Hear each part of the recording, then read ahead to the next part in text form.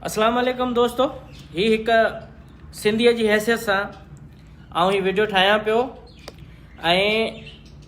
जंहिं माण्हूअ ते मूंखे पहिरें ॾींहं खां शक हुयो, मुंहिंजा उहे तव्हां ट्वीट ॾिसो, तव्हां मुंहिंजी उहे पोस्टूं ॾिसो, तव्हां मुंहिंजा उहे जेके बि मुंहिंजूं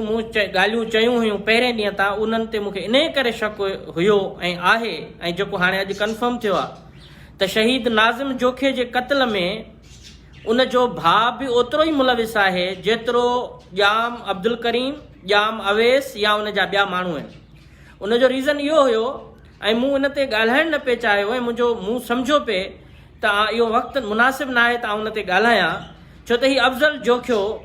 जंहिंजे रवैये मां, जंहिंजे ॻाल्हाइण मां, जंहिंजे फिरण मां, जंहिंजी परेशानी मां मूंखे पहिरें ॾींहं खां लॻो त जेको पंहिंजे भाउ खे टार्चर सेल जे अंदरि इहो चई अचे त तूं परेशान न थी, तूं ईअं आई जीअं पंहिंजे बाबा जे घर ते आई। उन शख़्स अॼु अदालत जे अंदरि ॼाम अब्दुल करीम जो नालो कढायो आहे, उन ई विझरायो हुयो ऐं उन ई कढायो। पहिरीं FIR खां वठी ॿी उन खां पोइ जेको चालान पेश थियो उन में बि उन जो नालो हुयो, ऐं उन खां पोइ अॼु उन माण्हूअ जंहिं पंहिंजे भाउ जो खून करायो, जंहिं पंहिंजे भाउ जे लाइ सॼी सिंध खे अपील कई त उथो ऐं मूंखे इंसाफ़ ॾियारायो, उन शख़्स पंहिंजी भाॼाई खे क़ैद करे, पंहिंजी भाॼाई खे मीडिया खां परे रखे, पंहिंजी माउ खे मीडिया खां परे रखे, पंहिंजी उन्हनि सभिनी खां अकेले सिर वन मैन शो थी करे, हिन माण्हूअ जी औकात ई न हुई। हिन वटि को काउंसलर या को पाड़े जो माण्हू न वेंदो। हिन वटि जॾहिं वज़ीर विया, हिन वटि जॾहिं वज़ीर आला वियो, हिन वटि जॾहिं फ़ोनूं अचणु शुरू थियूं त हिन सम्झो त मूंखे वॾे में वॾो फ़ाइदो त हाणे पवंदो। हिन जे अखियुनि मां, हिन जे रवैये मां, हिन जे लहजे मां, इन जे वकील सां गॾु, जंहिं वकील जी मूं कल्ह बि चई त हिन वकील खां जेतिरो थी सघे परे थियणु खपे, उन शख़्स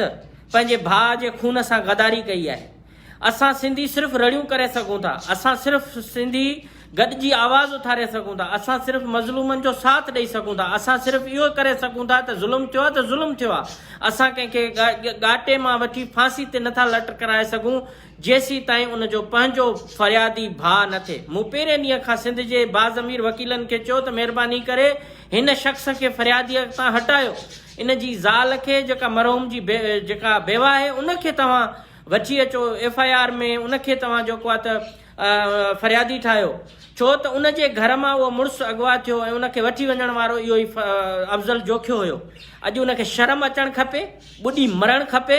त जंहिं पंहिंजे भाउ खे ज़ालिमनि जे हथ में छॾे अची सॼी राति घर में सुतो, सॼी राति निंड कयईं, ऐं उन खां पोइ सुबुह जो उथी जॾहिं उनखे इतला मिलियो त भाउ रहियो न आहे, उन खां पोइ अची रड़ियूं कयईं त मूंसां ज़ुल्म थियो आहे। ऐं वरी उन खां पोइ मूंसां उते ॻाल्हाए पियो त अगरि आउं फिरी वञा त मूं ते लानत हुजे, ऐं पंहिंजे पीउ जो पुटु न आहियां, त आउं चवां थो तूं पंहिंजे पीउ जो पुटु हुए बि कोन शायदि। अफ़ज़ल जोखिया तो सॼी सिंध सां धोखो कयो आहे, अफ़ज़ल जोखिया तो सॼी सिंध खे जेको आहे त कयो आहे, तो सॼी सिंध खे ज़लील ऐं ख़्वार करायो आहे, तो सॼी सिंध जे माण्हुनि जी जिदोजहद खे ज़ाया करायो आहे। अॼु जेकॾहिं तूं उते वञी इहो बयानु थो ॾियाराई त माना उन शख़्स जे लाइ जेको ज़मानत वठंदो ऐं ॿिरुनि में छुपियो लिकियलु आहे, जंहिं वटि एतिरो उनजी एॾी बहादुरी न आहे जो ॿाहिरि निकिरी अचे, ऐं उहो माण्हू जंहिं तुंहिंजे भाउ खे उनजे अॻियां क़त्ल कयो वियो हुजे, जंहिंजी मौजूदगी में तुंहिंजे भाउ ते जेको आहे त तशदुद थियो हुजे, तूं उन माण्हूअ खे हिन FIR मां, हिन केस मां भरी करे तो इहो क्लीन चिट ॾिनी आहे त तोखे सुभाणे का न का शइ मिलंदी, उहा तोखे नाज़मी मिले, तोखे काउंसलरी मिले, तोखे तुंहिंजी औकात जे मुताबिक़ मिलंदी। मुंहिंजे ख़्याल में हीउ जेको शहीद गनी जो डेली वञणु, जेको शहीद उस्मान गनी जो फर्ज़ंद जंहिं पंहिंजे वालिद जी शहादत जो मुंहिंजे ख़्याल में अञा ताईं बदिलो न वरितो आहे, पर उन शहीद जे खून ते हिसाब सां जेकॾहिं ॾिठो वञे त हिकु शहीद जे पुट खे ॿिए शहीद जे फैमिली वटि इहो वञणु न, इन लाइ न वञणु खपे हा त तूं मामला सेट कर ऐं पार्टी जे उन ते अचणु खपे। छो त इहा ॻाल्हि उन अफ़ज़ल जोखे उन ॾींहुं सभिनी साम्हूं कई त बाबा मूं ते प्रेशर बि आहे, मूं वटि आया बि आहिनि, त इन मामले ते को न को घस कढ ऐं महिरबानी करे मसइले खे हल कर। हीउ वॾो धोखो थियो आहे सिंध सां। जेके अफ़ज़ल जोखे कया आहिनि कारनामा, ऐं जेको जंहिं तरीक़े सां मूं पहिरें ॾींहं खां चयो त हिन शख़्स खे हटायो, इन फ़रियादी खां, इन जी घरवारीअ खे फ़रियादी ठाहियो या उन जी माउ खे ठाहियो,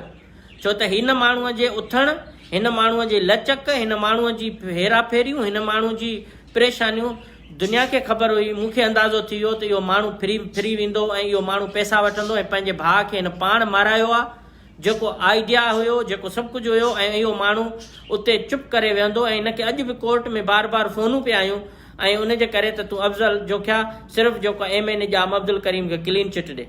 पर मुंहिंजे ख़्याल में हिन जा बयान मौजूदु आहिनि, हिन जूं वीडियोज़ मौजूदु आहिनि ऐं हिन में सभु जेके बि शयूं आहिनि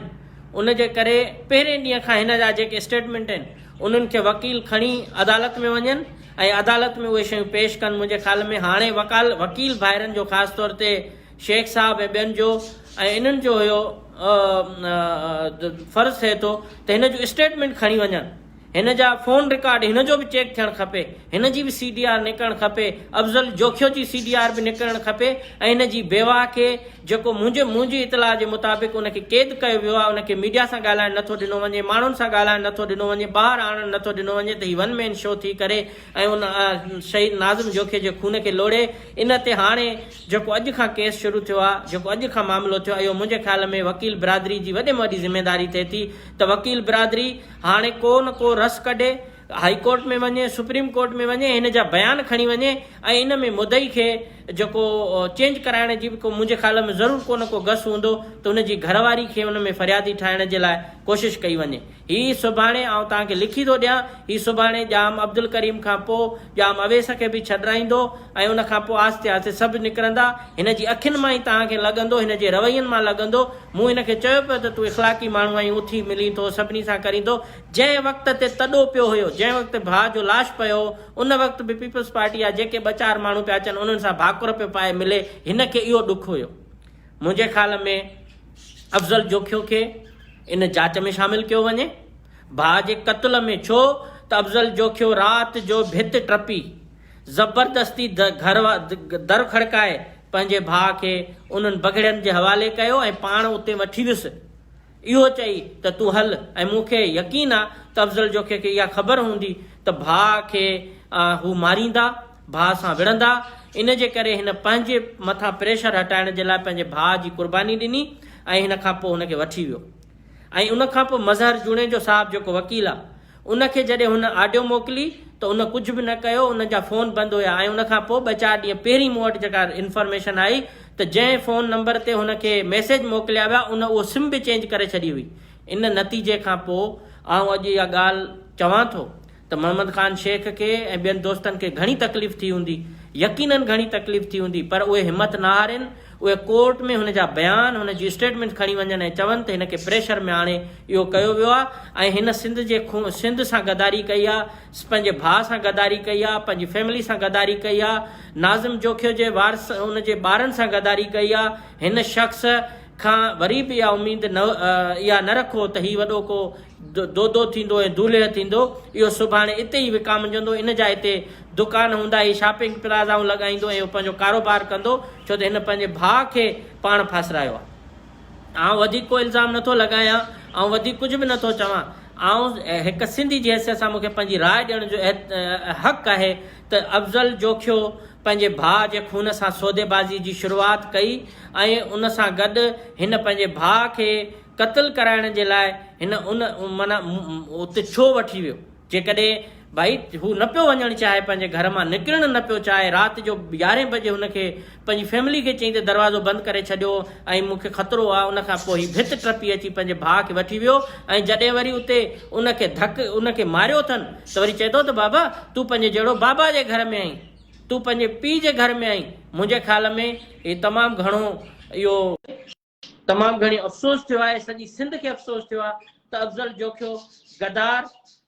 जी शुरूआति कई आहे, गदारी जी शुरूआति कई आहे ऐं उन खां पोइ हिन पंहिंजे भाउ जे खून जे अञा उनजो जेका क़बर जी मिटी बि न सुकी आहे त हिन वञी जाम अब्दुल करीम जो नालो कढायो आहे। ऐं पहिरें ॾींहं खां वठी चए पियो त जाम अब्दुल करीम मुलविस आहे, जाम अब्दुल करीम मुलविस आहे। मुंहिंजे ख़्याल में असांजो इन सॼे किरदार में मुतहरिक रहंदड़ खलील चांडियो साहब बि आहे, उहो बि लाइव थियो आहे। पर मां इहा ॻाल्हि चवां थो त हिन शख़्स सॼी सिंध सां गदारी कई आहे। साईं तव्हां छा चवंदो खलील साहब? बिल्कुलु इम्तियाज़ साईं, मां तव्हांजे हिकु हिकु लफ़्ज़ सां सहमत आहियां। हिन न सिर्फ़ु जेको आहे सो सॼी सिंध सां गदारी कई आहे, पर हिन पंहिंजो ज़मीर, हिन पंहिंजो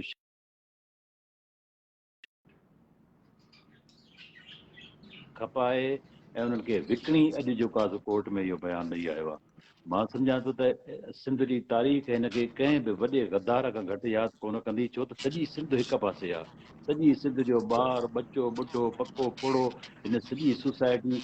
जागीरदारी समाज जे ख़िलाफ़, हिननि वॾेरनि जोखियुनि जे ख़िलाफ़, हिननि जेका कमीने सिफ़त इंसाननि जे ख़िलाफ़ जॾहिं हिक पासे हुई, त हिन माण्हू एन टाइम ते इहो बयानु ॾेई मां सम्झां थो जेकॾहिं जेको आहे तारीख़ सां वेसाघाती कई आहे, उन शहीद नाज़िम जे बचनि सां वेसाघाती कई आहे, उनजी घरवारी सां। ऐं इहा ॻाल्हि तव्हांजी बिल्कुलु दुरुस्त आहे। जंहिं ॾींहुं उन ॾींहुं इंटरव्यू में तव्हां असां गॾु मौजूदु हुयासीं त हीउ चए पियो त हुनखे जॾहिं मार ॾिनी अथऊं उन ॾींहुं बि हुनजे जिस्म मां एतिरी रत वही आहे त हू उनखे उते मार ॾींदो छॾे हिते घर मोटी आयो आहे। अची घरवारी खे अची ऐं हुनजी वरी घरवारी राति जो खे चयो सुतो अथई आहे, इहो न चओ अथसि त मूं सॼी राति मूंखे निंड न आई आहे। ही मलीर मां निकितो आहे, मलीर में पंहिंजे भाउ खे टार्चर सेल में मार खाईंदे डंडा खाईंदे रत में ॻाढ़ो ॾिसंदे हुनखे चए थो तूं पंहिंजे बाबा जे घर में आई, ऐं उनखां पोइ घर आयो आहे। अॼु उन शख़्स सिंध खे रंजायो आहे। हिन शख़्स खे असां बि हिन जो कंहिं बि सूरत में हाणे हिन जी हिमायत न कंदासीं। असां शहीद नाज़िम जो खे मुंहिंजे ख़्याल में सिंध जी सिविल सोसाइटी जीअं हुनजे केस में थी आहे, पंहिंजे जतोई वारे मामले में जीअं रांझाणी खां हिकिड़ो केस आहे अॼु ॾींहं ताईं उन छुटो, मुंहिंजे ख़्याल में इन तरीक़े सां जी सिविल जी सोसाइटी हाणे हिन केस जी पोइवारी करे, छो त उन में उन शाहरुख जतोई जे लाइ हुननि वारसनि में माफ़ कयो आहे, पर उनखे उनजे बावजूदि उनजी आज़ादी न पई थिए, उनजो मसइलो न थिए। इन केस जे बुनियाद ते मोहम्मद ख़ान शेख ऐं ॿियनि खे अपील कयां थो त उन केस खे मिसाल बणाए सुभाणे सिंध हाई कोर्ट में वञनि ऐं सुप्रीम कोर्ट ताईं वञिणो पए। असां चंदो करे बि हिन केस खे खणूं ऐं उनखां पोइ हिननि माण्हुनि खे क्लीन चिट न ॾियूं। हिन जा बयान मौजूदु आहिनि। हिन शख़्स फ्रॉड कयो आहे सिंध सां, उन ॾिनी आहे त मुंहिंजे ख़्याल में इन शइ खे वधीक करणु खपे। तव्हां छा था चओ खलील साहब? बिल्कुलु सही था चओ। तव्हांजी ॻाल्हि सां बिल्कुलु जेको आहे सहमत आहियां त हिन जा जेके अॻ में असां वटि वीडियो रिकॉर्ड आहिनि या जेके स्टेटमेंट मीडिया ते हिन जा बयान हलिया आहिनि त हिन जो इहो वाज़े तौर ते चवणु आहे त मां जाम करीम जे चवण ते वियो हुयुमि, उनजे हथ में ॾेई आयुमि, उन बि हिनखे मार ॾिनी ऐं उन खां पोइ ॿियनि माण्हुनि मारणु शुरू कयो आहे। जॾहिं इन क़िस्म जी स्टेटमेंट आहे त बिल्कुलु ई जेको सिधो सिविल सोसाइटी जो हिकिड़ो जेको आहे समाज जो ॾोह आहे, उन समाज जे लाइ समाज ई हिन जो फरीक़ आहे। हिन केस जो जेको पोइवारी करे थो उहा बि सॼी सिविल सोसाइटी थी करे। त मां सम्झां थो त हिन अॼु जे तव्हांजे हिन वीडियो जे लाइव वीडियो जे तवसुस सां जेके असांजी सिंध लीगल एड कमेटी जो फोरम आहे, मोहम्मद ख़ान शेख आहे, सैयद खलील शाह आहे, मुंहिंजी उन्हनि सभिनी दोस्तनि खे अपील आहे त सभ खां पहिरियों त हीउ जेको अफ़ज़ल जोखियो आहे, इन अफ़ज़ल जोखियो ते बि जेको आहे प्रोसीडिंग लागू कई वञे, हिकिड़ी इस्तदा कई वञे कोर्ट में त बाबा हीउ माण्हू बज़ाते ख़ुदि जेको आहे सो नाज़िम जोखे जे क़त्ल में हिन जा हथ असांखे मुलविस लॻनि था। त हीउ पाण हथ सां ॾेई आयो आहे, अॻ में हिन जो स्टेटमेंट हाणे ॿिनि सां फ्री वियो आहे। त इन क़िस्म जी सॼी ही जेको प्रोसीडिंग आहे सिविल सोसाइटी खे खणणु खपे। मां सम्झां थो त इनखे सिविल सोसाइटी खे खणण जे लाइ असां सभिनी सां करिणो पवंदो। जेकॾहिं असां कराची में निकिरी था अचूं, जेकॾहिं असां कराची प्रेस क्लब में निकिरी था अचूं, जेकॾहिं असां क्लिफ्टन जे रोडनि रस्तनि शाहरान डिफेंस जे शाहरान ते असां निकिरी था अचूं त यकीनी तौर ते असां शाहरुख जतोई जे केस वांगुरु असां हिन केस खे जेको आहे आलमी लेवल ते अॻ में बि उजागर कयो आहे, हाणे बि कंदासीं। असां सम्झूं पिया त अफ़ज़ल जोखियो हिकिड़ो गैरतमंद भाउ आहे जेको हुनखे असां छो जो वाज़े तौर ते माण्हुनि खे बचो जेसि ताईं अफ़ज़ल जोखियो पंहिंजी बेग़रताई न ॾेखारे तेसि ताईं असां उनखे कंहिं बि प्रेशर में न रखंदासीं। त छाजे करे त जीअं हू ईअं न सम्झे त मूंखे सिविल सोसाइटी बि ज़लील करणु शुरू कयो, उनजे करे मां पंहिंजे बयान तां फ्री वियुमि। लिहाज़ा हुन अॼु पंहिंजी जेका आहे कमीन पाइजी हद करे छॾी आहे।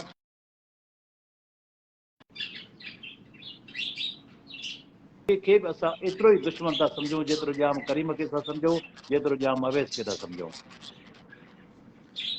बहरहाल खलील तव्हांजी वॾी महिरबानी। हिन शख़्स जी आउं ख़तमु थो कयां ऐं आउं हिन जे वधीक डिटेल वठण खां पोइ आउं सम्झां थो त हिन ते वधीक बहितर तरीक़े सां ॻाल्हाए सघां थो, छो त हिन शख़्स सॼी सिंध सां गदारी कई आहे ऐं हिन सॼी सिंध जे माण्हुनि सां, उन्हनि जे एहसासनि सां, उन्हनि जी जज़्बात सां हिन खेॾियो आहे। ही मूंखे ख़बर न आहे त हिन वक़्तु शहीद नाज़िम जी घरवारी जी पोज़ीशन छा हूंदी, छो त उन ॾींहुं खलील बि गवाह हुयो त इहो ई वकील साहब जंहिं नाज़िम जे लाइ रुॻो पाण खे टीवी चैनलनि ते आणण जी मशहूरी कराइण जे लाइ हुयो, उहो बि रोकेसि पियो ही शख़्स बि न तयारु न हुयो त हुनजी ॻाल्हाए, जॾहिं उहो ॻाल्हाइण पई चाहे त ही हुनखे रोके पियो। हिकिड़ो त इहो हुयो, ऐं पोइ उन ॾींहं खां पहिरीं अंदाज़ो लॻायो त ही शख़्स न बीहंदो। जॾहिं धरने में हिन जो मूं बॉडी लैंग्वेज ॾिठी, हिन जा मूं रवैयो ॾिठो, ऐं ही प्रेशर जी ॻाल्हि ई न आहे, हिनखे ही प्रेशर जी ॻाल्हि ई न आहे, ही पंहिंजा मुफ़ाद ॾिसे पियो त सुभाणे मूंखे फ़ाइदा थींदा, ऐं सुभाणे सियासी तौर ते बि वॾो नालो थी वेंदुसि, मूंखे सुभाणे सीट मिलंदी, वॾो कुझु थींदो। मुंहिंजे ख़्याल में हिन शख़्स खे हाणे असां अॼु खां पोइ हिन जी हिमायत न कंदासीं, पर हिन जी घरवारी खे मंज़र आम तो आंदो वञे। मुंहिंजे ख़्याल में उहा अञा बि उन हू आहे क़ैद में आहे, हू हिननि खे नथा कढणु चाहिनि, हू हिन शइ खे फैमिली खे करे हुनखे ही खून लोढ़ण थो चाहे, अकेलो वन मैन शो थी। पर जीअं त शाहरुख जतोई वारे केस जो मिसाल मौजूदु आहे, उन में